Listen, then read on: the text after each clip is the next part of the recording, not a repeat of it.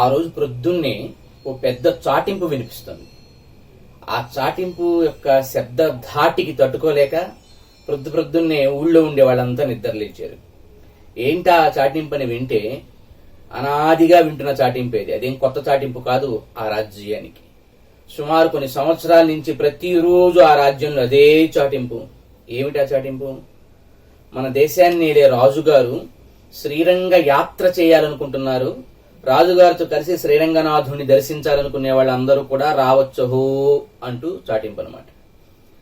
ఇది ప్రతిరోజు ప్రొద్దున్నే తూర్పు దిక్కున సూర్యోదయం అవటం ఎంత సహజమో, ప్రతివాడికి అది ఎంత అందరికీ రోజు దైనందిన జీవితంలో ఒక భాగమో, ఆ నగరంలో లేక ఆ దేశంలో ఉండే ప్రజలందరికీ కూడా రాజుగారితో కలిసి శ్రీరంగ యాత్రకి వెళ్లాలనుకునే వాళ్ళు రావచ్చుహో అనే మాట కూడా దైనందిన జీవితంలో, నిత్య జీవితంలో అత్యంత సహజమైంది. సూర్యోదయం లాగా ఘుష్యతే యస్య నగరే రంగయాత్రా దినే దినే తమహం శిరసా వందే. ఎవరండి ఆ రాజుగారు?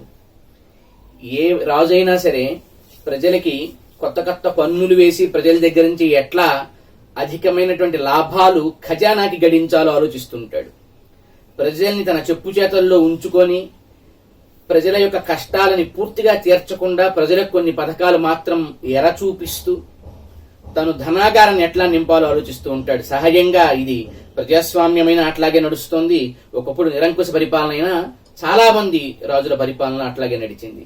కానీ దీనికి భిన్నంగా కొందరు మహాత్ములు ఉంటారు, కొందరు మహనీయులైన రాజులు ఉంటారు. సూర్యవంశపు రాజులు లాంటి మహాత్ములు ప్రజలని సొంత బిడ్డల్లా, తన సొంత కడుపున పుట్టిన బిడ్డ కోసం ఎలాంటి పథకాలు ప్రణాళికలు రచిస్తాడు ఒక తండ్రి, సూర్యవంశపు రాజులు కూడా తమ ప్రజల కోసం అలా ఉండేవారని చెప్పని మనకి వాల్మీకి రామాయణం లాంటి మహాగ్రంథాలు తెలియచేస్తాయి. అయితే కలియుగంలో ఓ మహానుభావుడు ప్రజలని ప్రతిరోజు భగవద్భక్తితో ప్రేరేపించాలనుకునే మహానుభావుడు. ఆయన రోజు ఒక చాటింపు వేయించేవాడు. నేను శ్రీరంగానికి వెళ్తున్నాను భగవంతుడి యొక్క దర్శనం చేయటం కోసం, రావాలి భగవంతుడిని చూడాలి నాతో పాటు అనుకున్నటువంటి ప్రజలందరూ రండి అంటూ తన ప్రజలందరికీ కూడా భగవద్భక్తిని, భగవద్ దర్శనాన్ని ప్రబోధింపు చేసేటువంటి చాటింపు ప్రతినిత్యం ఆ మహనీయుడి రాజ్యంలో మార్మురోగేది. అందుకే పెద్దలు ఆయన్ని నుతించేటప్పుడు ఆయన గురించి విశేషణం చెబుతూ అందమైన మాట చెప్పారు. ఘుష్యతే యస్య నగరే రంగయాత్రా దినే దినే. ఏ మహానుభావుడి రాజ్యంలో, ఏ మహనీయుడి యొక్క దేశంలో, ఏ మహనీయుడి యొక్క రాజధానిలో దినే దినే ప్రతిరోజు కూడా రంగయాత్ర చేయాలి అనేటువంటి చాటింపు ఘోషిస్తూ ఉండేదో అట్టి మహనీయుడైనటువంటి ఆ మహారాజుకి నమస్కరిస్తున్నానని రాజానం కులశేఖరం అంటూ కీర్తిస్తారు. ఆ మహనీయుడి పేరే కులశేఖరులు. ఆయన కేరళ ప్రాంతాన్ని పరిపాలించేటువంటి మహనీయమైన ఒక చక్రవర్తి, కలియుగ భరతుడా అనదగిన చక్రవర్తి.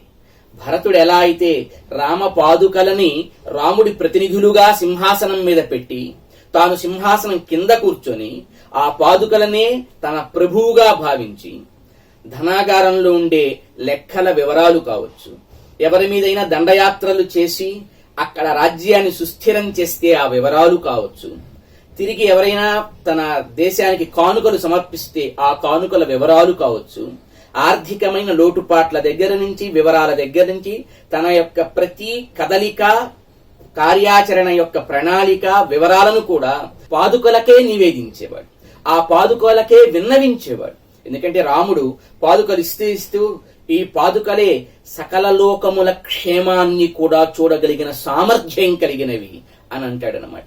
ఆ పాదుకల్ని తన ప్రభువుగా భావించి తాను కేవలం ఒక పరికరంగా, సాక్షిభూతంగా మాత్రమే ఉన్నాడు. దాని దేనికి అంటలేదు.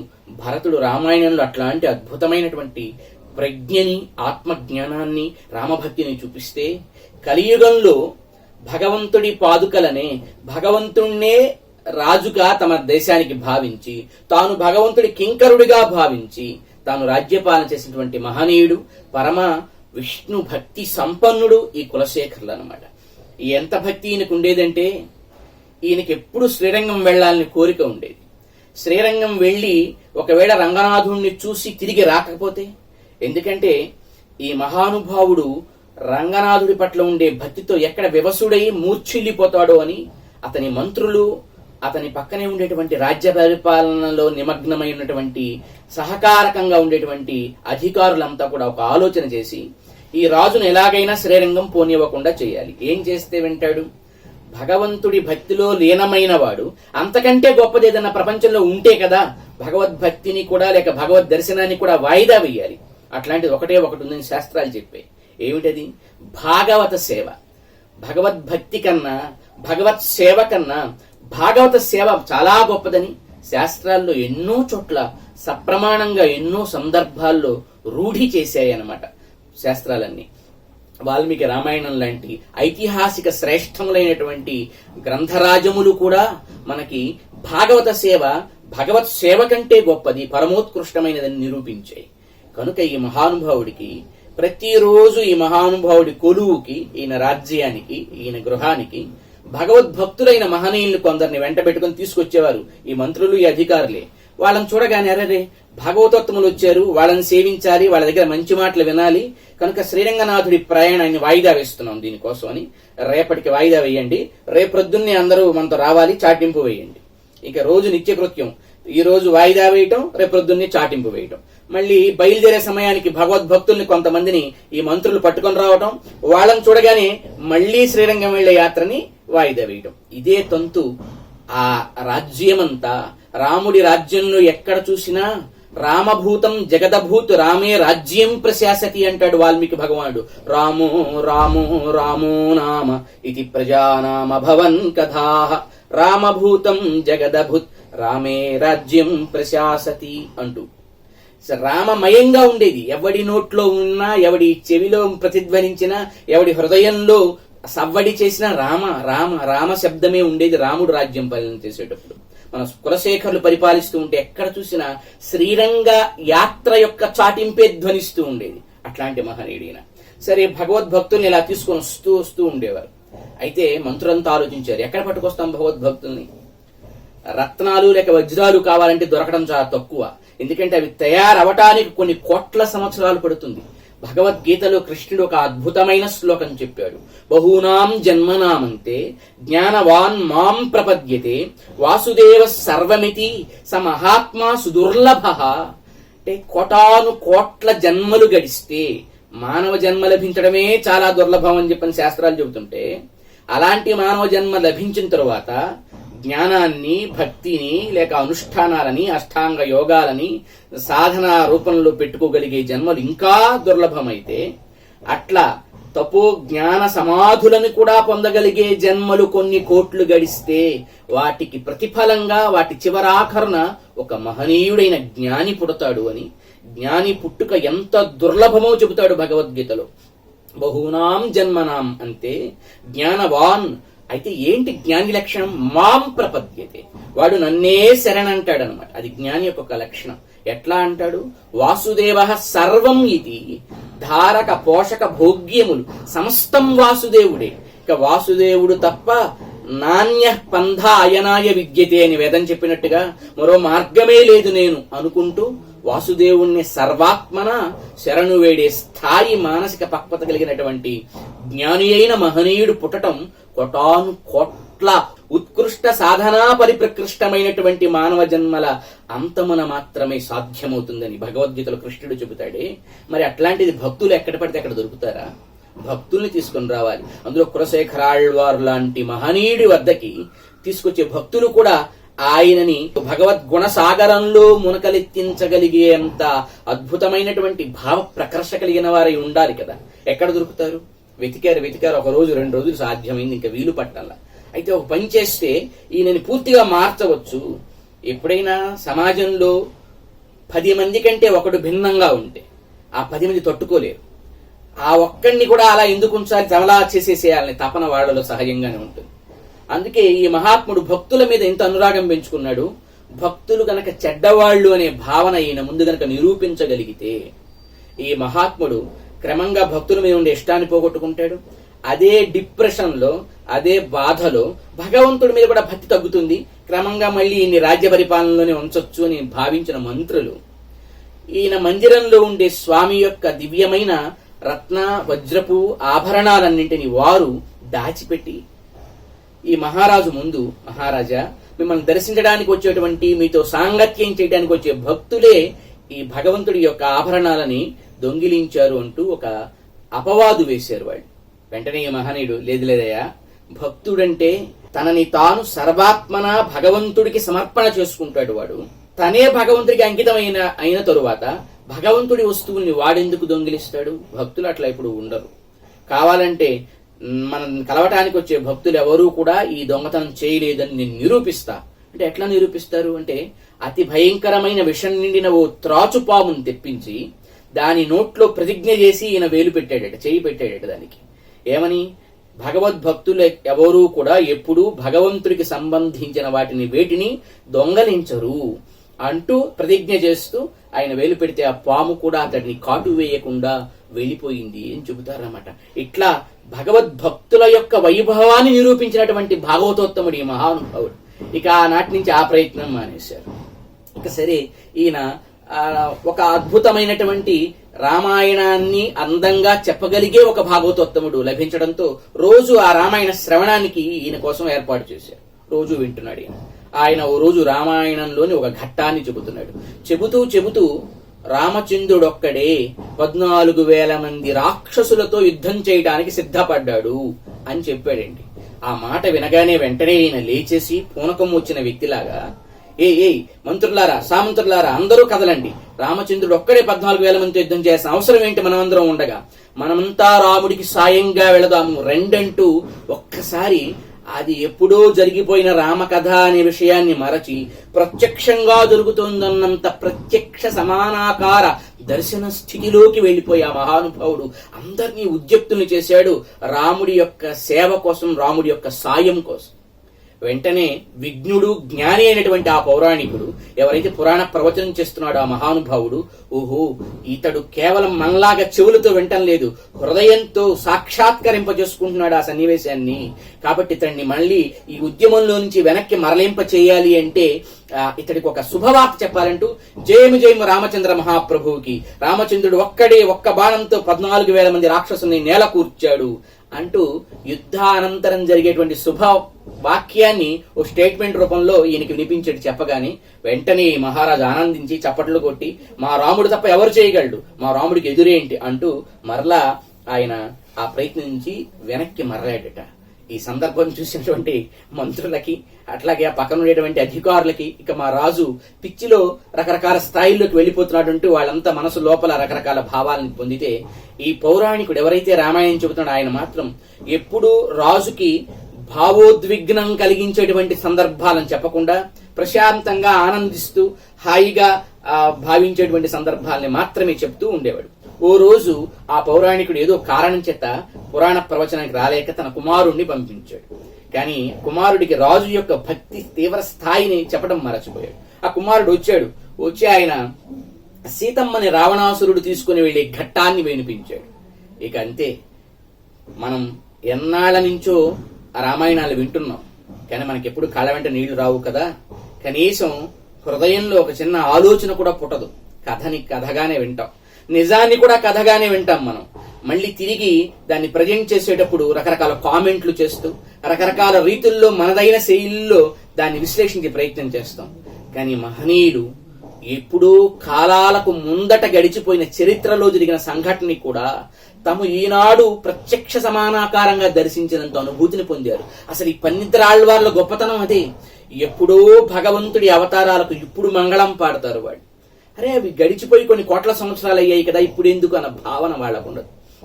ప్రేమలో ప్రత్యక్ష సమానాకారం కాలాలను కూడా జయించింది ఆళ్వార్ల ప్రేమ. అది గొప్పతనం అనమాట.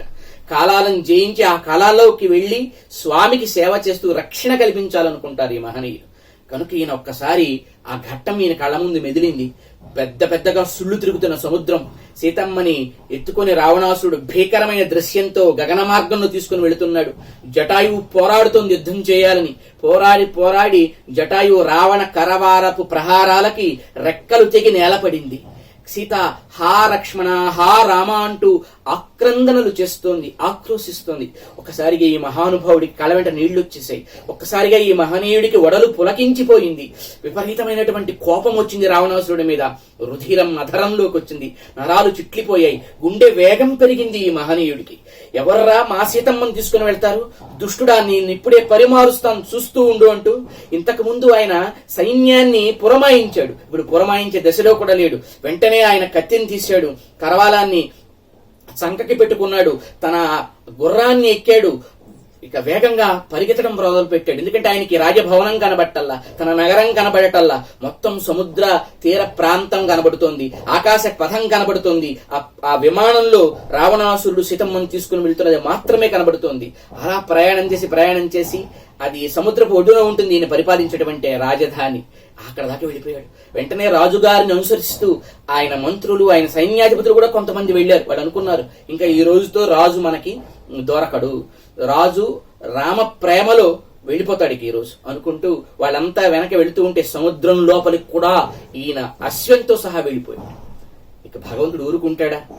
ఇంతటి భక్తి సముద్రంలో మునిగిన రామచంద్రుడు ఆ సముద్రం దగ్గరే సీతా లక్ష్మణులతో సహా ఈ కులశేఖరులకి సాక్షాత్కరించి ఏమి భక్తయ్యా అనేది, ఏమి ప్రేమయ్యా అనేది.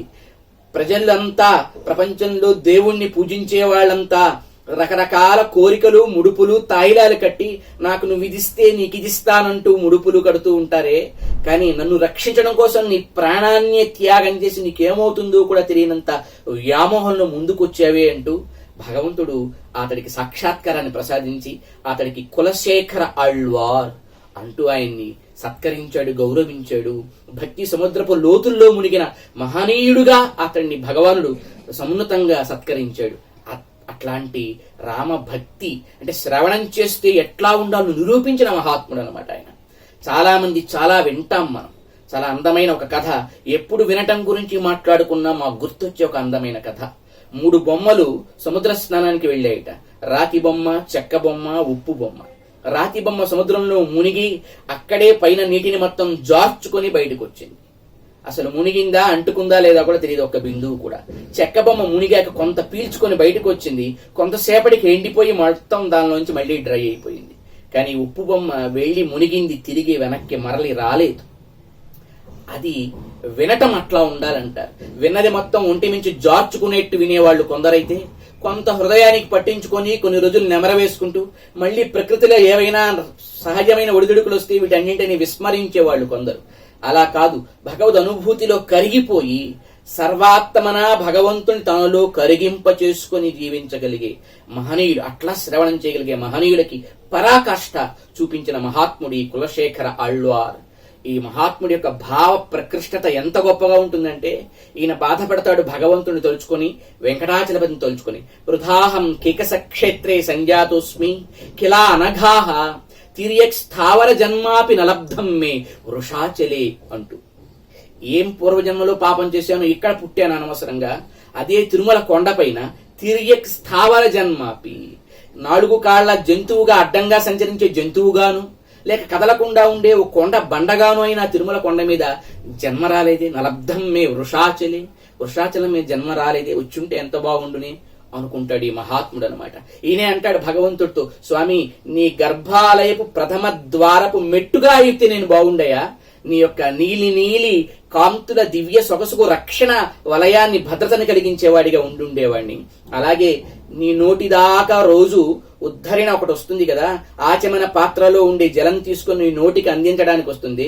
నీ మణి ప్రవాళ కాంతులను క్రిందు చేసే నీ అధర సుధారసాన్ని గ్రోలే ఆ పాత్రలోని ఉద్ధరణనైతే బాగుండేది కదయ్యా, నీ పెదవి గంధాలను తేనెలను గ్రోలి ఉండేవాడిని అంటాడు అన్నమాట. ఈ మహాత్ముడు అట్లా భగవత్ సేవ కోసం అచరాన్నైనా బాగుండని కోరుకున్నాడండి. ఎంత గొప్ప భక్తి అండి ఇది. మనకు అంతకు ముందు దాకా భగవంతుని కోరికలు కోరుకునే భక్తులు తెలుసు, ధర్మాన్ని కోరే భక్తులు తెలుసు, కామాన్ని కోరే భక్తులు తెలుసు, అర్థాలని కోరే భక్తులు తెలుసు, చివరికి కొందరు తక్కువ మంది అయినా మోక్షాన్ని కోరే భక్తులు తెలుసు. కానీ ఈయన మోక్షము, ధర్మం, అర్థం, కామం కాదు, అచరము చరము సంబంధమే లేదు, ఏదైనా చాలయ్యా నేను సేవించగలిగితే చాలంటాడు. ఆ స్థాయికి చేరారు ఆళ్వార్లంతా కూడా. ఈయనే చెబుతారు ఓ చోట, దివివా భువివా మమాస్తు వాసు నరకేవా నరకాంతక ప్రకామం అవధీరిత శారదారవిందో మరణౌతే చరణేపి చింతయామి అంటూ అనమాట. నీ యొక్క శరత్కాల పద్మాలను ధిక్కరించజాలినటువంటి నీ దివ్య పాదార విందాలను తలుచుకోవడం ముఖ్యం తప్ప నన్ను స్వర్గంలో పెడతావా, దివివా భువివా మమాస్తు వాసు నరకేవా, భూమి మీద ఉంచుతావా లేక స్వర్గంలో ఉంచుతావా లేక నరకంలో పెడతావా, అది నీ ఇష్టం. నువ్వు ఎక్కడైనా పెట్టు, నాకేం కండిషన్ లేదు నన్ను ఇక్కడే పెట్టాలి ఇది కావాలి. ఒక్కటైతే చెయ్యి. ఎక్కడ పెట్టినా శరత్కాల వెన్నెలలో వికసించే ఆ దివ్యమైనటువంటి ఆ ఎర్రని కలువలను ధిక్కరించేటువంటి నీ పాదార విందాలని ఎప్పుడూ మరవకుండా ఉండి భక్తి ఇవ్వమంటాడు. ఇది భక్తి అంటే. ఈవేళ మనంతా అర్థం చేసుకోవాల్సింది ఇదండి.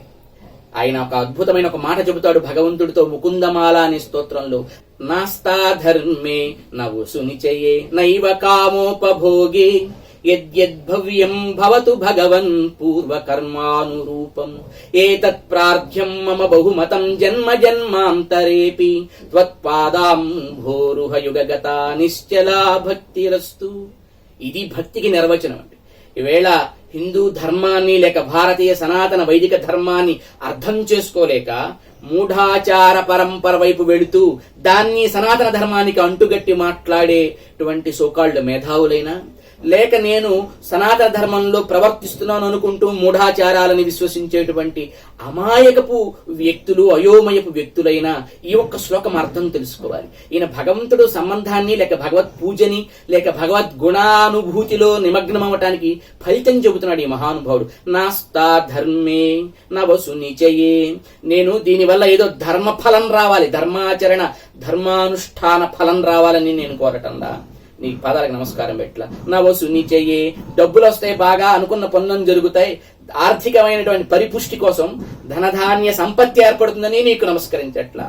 నా ఇవ కామోపభోగి, నా యొక్క అన్ని రకాల మానసికమైన శారీరకమైన కోరికలు నెరవేరుతాయని నీకు నమస్కరించట్లా.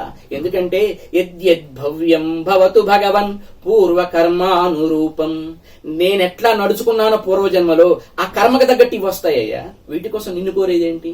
నేను సరిగ్గా ఉండి సరిగ్గా నడుచుకొని ఉంటే ప్రాక్టికల్ గా నేను చేయాల్సిన పనులన్నీ ధార్మికంగా చేస్తే ధర్మఫలం వస్తుంది. నేను చేయాల్సినటువంటి ప్రతి సమయాన్ని ప్రతి క్షణాన్ని సరిగ్గా వాడుకుంటే రావాల్సిన ధనం వస్తుంది నా యోగ్యతకి తగ్గట్టుగా.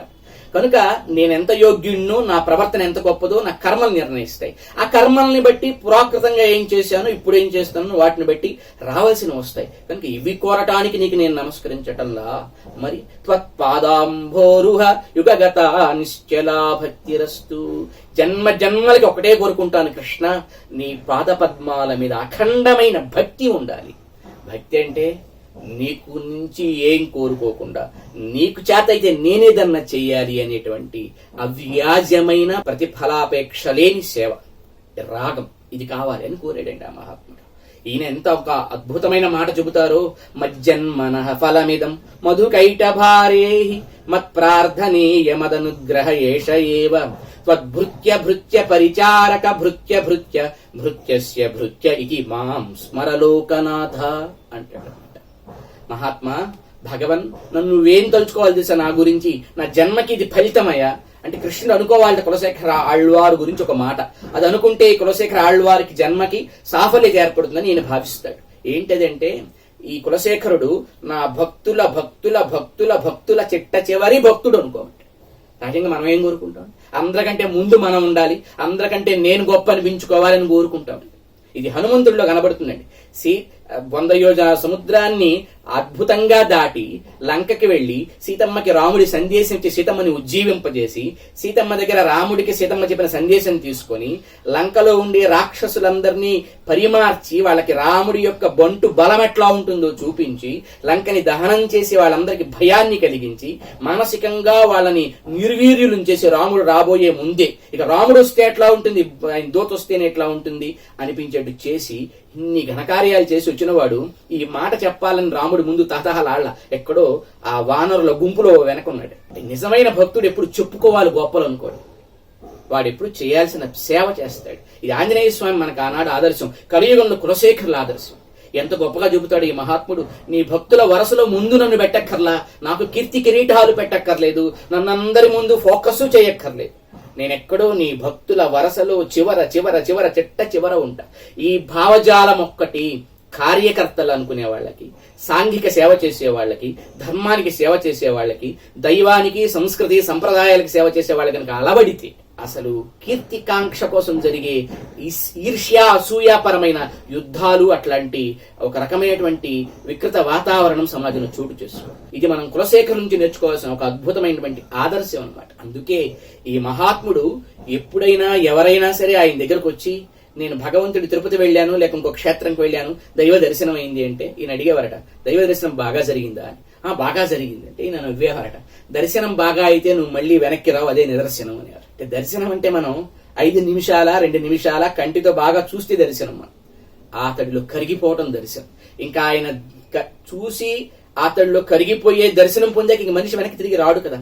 ఈ మాట ఎప్పుడు అంటుండే కులశేఖరులు ఆయన 67వ సంవత్సరంలో అంబా సముద్ర సమీపంలోని మన్నార్ కోవిలను సందర్శించి ఆ మన్నార్ కోవిల్లో స్వామిని చూస్తూ చూస్తూ అక్కడే ఆ స్వామిలో కలిసిపోయారు. పరమపదాన్ని పొందాడు ఆ మహాత్ముడు. అంటే ఆయన ఏం పలికాడో ఆ మాటకి నిదర్శనంగా, ఆదర్శంగా ఆయన జీవితాన్ని గడిపాడు. అందుకే తమిళ భాషా వాంగ్మయం ఏమని కీర్తించాలి ఇంతటి సుగుణ రాశిని. ఒక శ్రవణం చేయటంలో ప్రత్యక్ష సమానాకారంగా దర్శించగలిగే ఈ నిష్టకి, భగవంతుని రక్షించడం కోసం తానేమైపోయినా పర్వాలేదు అనుకునేంత వ్యామోహానికి, ఎంత భక్తి ఉన్నా దేవుడి నుంచి ఒక కోరిక కూడా కోరుకొని నిష్కల్మషమైనటువంటి ఈయన స్థాయికి, భగవంతుడి దగ్గర ఒక గడపగానో అచరంగానో పడి ఉంటే చాలు అనుకునేటువంటి ఈయన కాంక్షకి, ఇలాంటి ఒక అద్భుత సుగుణ రాశిని ఏమని పిలవాలని కులశేఖర పెరుమాళ్ అని కీర్తించింది. పెరుమాళ్ అంటే భగవంతుడిని అర్థం తమిళ భాషలో. కులశేఖర పెరుమాళ్ అంటే భగవంతుడినే భజించిన కులశేఖర భగవంతుడు అనే స్థాయికి అతన్ని సత్కరించిన తమిళ భాష వాంగ్మయం. అందుకే ఆ మహాత్ముడు భగవంతుడిలో లీనమయ్యాక కొన్ని వేల సంవత్సరాలకు వచ్చినటువంటి భగవద్ రామానుజుల వారు ఈ మహాత్ముడి యొక్క చరిత్రను చదివి విని పులకించిపోయి, ఆహాహా, ఈయన ఎప్పుడు కూడా తిరుమల వెంకటేశ్వర స్వామి ఆలయ గర్భ గుడి యొక్క ప్రథమ మెట్టుగా అవ్వాలని కోరుకునేవాడు. ఇట్లాంటి సత్య సంకల్పులకి అడ్డే ఉంటుంది. సాక్షాత్ భగవద్ దర్శనం చేస్తూ భగవంతుల్లోనే లీనమైన ఈ మహాపురుషుడు ఖచ్చితంగా ఈ మెట్టులో ఆవేశించుంటాడని ఆ రోజు నుంచి కూడా ఆయన ఆ తిరుమల వెంకటేశ్వర స్వామి యొక్క గర్భాలయపు ప్రథమ గడపను కులశేఖర పడి, పడి అంటే తమిళంలో మెట్టు, కులశేఖరప్పడి, కులశేఖరాళ్వారులు ఆవేశించి ఉండే మెట్టుగా దానికి పేరు చేశారు. ఈ రోజు కూడా కులశేఖరప్పడి అనే పిలుస్తాం వెంకటేశ్వర స్వామి ఆలయంలో ఉండేటువంటి గర్భాలయపు ప్రథమ గడపని అనమాట. అట్లాంటి మహనీయుడు ఈ మహాత్ముడు. ఆయన గురించి చెబుతుంటేనే ఒడలు పొలగించిపోతోంది, కళ్ళ వెంట బాష్పధారలు స్రవిస్తున్నాయి. అట్లాంటి మహనీయుని స్మరించుకోవటం వెంటం కూడా అది మనలో అద్భుతమైనటువంటి భక్తి తరంగ దైర్ఘ్యపు దార్ఢ్యతని విపరీతంగా పెంచుతుందంటంలో ఏమాత్రం సందేహం లేదు. అట్టి కులశేఖర పెరుమాళ్ పాదపద్మాలకు మనసా శిరస సహస్రధ శిరధ అనేక ప్రణామాలు. జీవం పుట్టుకకు సార్థకత, భావం పుట్టుక, భావం పుట్టుకకు పరాకాష్ఠ, భక్తి పుట్టుక, భక్తి పుట్టుకకు పట్టభద్రత, ఆళ్వారుల పుట్టుక, ఆళ్వారుల పుట్టుకే అవనికో సమతా సందేశపు ఘంటిక. స్వాదున భుంజీత, తీపిని ఒక్కరే తినరాదు. అందరికీ పంచడానికి సబ్స్క్రైబ్ మరియు షేర్ చేయండి.